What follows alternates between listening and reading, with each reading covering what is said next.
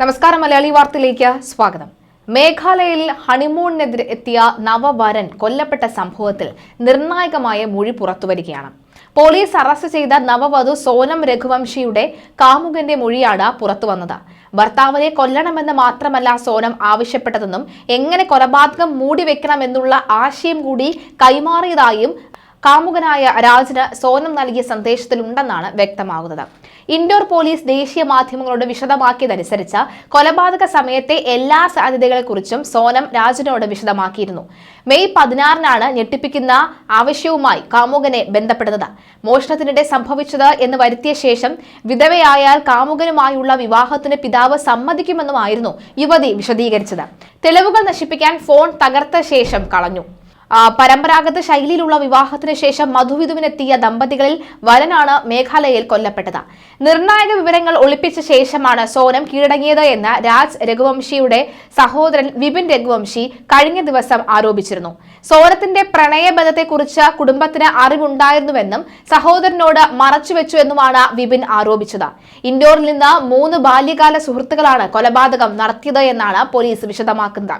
ആകാശ് രജ്പുത്, വിശാൽ സിംഗ് ചൌഹാൻ, ആനന്ദ് കുമി എന്നിവരാണ് സോനത്തിന്റെ കാമുകൻ മേഘാലയയിലേക്ക് അയച്ചത് എന്നാണ് പോലീസ് വിശദമാക്കുന്നത്.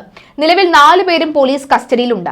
സോനത്തിന്റെ വിവാഹേതര ബന്ധമാണ് ഭർത്താവായ രാജ് രഘുവംശിയുടെ കൊലപാതകത്തിലേക്ക് നയിച്ചത് എന്ന നിലപാടിൽ ഉറച്ചു നിൽക്കുക തന്നെയാണ് പോലീസ്.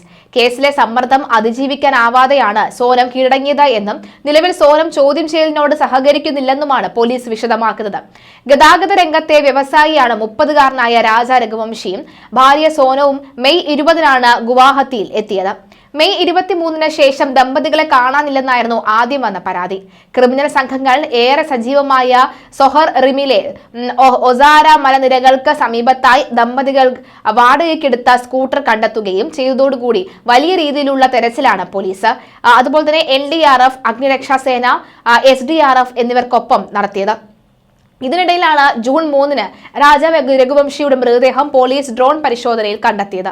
ചൊവ്വാഴ്ച ഷില്ലോങ് പോലീസ് ഇൻഡോർ ക്രൈം ബ്രാഞ്ചുമായി സഹകരിച്ച് വിശാൽ സിംഗ് ചൌഹാന്റെ വീട്ടിൽ തെരച്ചിൽ നടത്തിയിരുന്നു.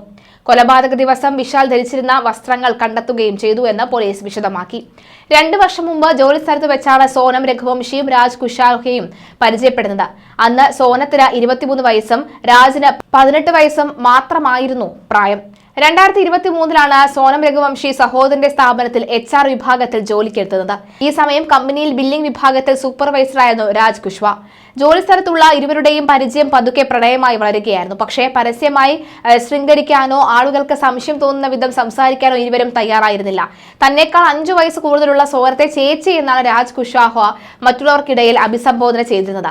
എന്നാൽ അടുപ്പത്തിലായതോടുകൂടി ഇരുവരും മൊബൈൽ ഫോൺ വഴി ദിവസവും മണിക്കൂറുകളോളം സംസാരിച്ചിരുന്നു. ഇതിനായി 2 പേരും പ്രത്യേകം സിം കാർഡുകൾ ഉപയോഗിച്ചു. 2 പേരുടെയും ഈ രഹസ്യ നമ്പറുകൾ ആർക്കും അറിയാമായിരുന്നില്ല. സോനത്തിന്റെ വിവാഹത്തിന് ശേഷം കൊലപാതകം ആസൂത്രണം ചെയ്യുവാനും ഇതേ നമ്പറുകൾ ഉപയോഗിച്ചാണ് പ്രതികൾ പരസ്പരം സംസാരിച്ചിരുന്നത്. കൊല്ലപ്പെട്ട രാജ രഘുവംശിയും കുടുംബവും ഇൻഡോറിലെ പ്രമുഖ ബിസിനസ്സുകാരാണ്. ട്രാൻസ്പോർട്ട് കമ്പനി നടത്തുന്ന രാജ രഘുവംശിയുമായി സോനത്തിന്റെ വിവാഹം ഉറപ്പിച്ചതും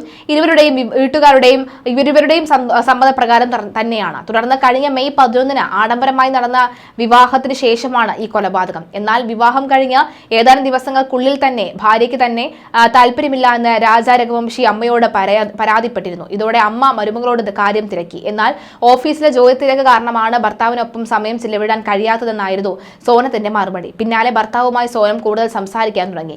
ഇതിനുശേഷമാണ് സോനം തന്നെ മേഘാലയയിലേക്ക് ഹണിമൂണും പ്ലാൻ ചെയ്തത്.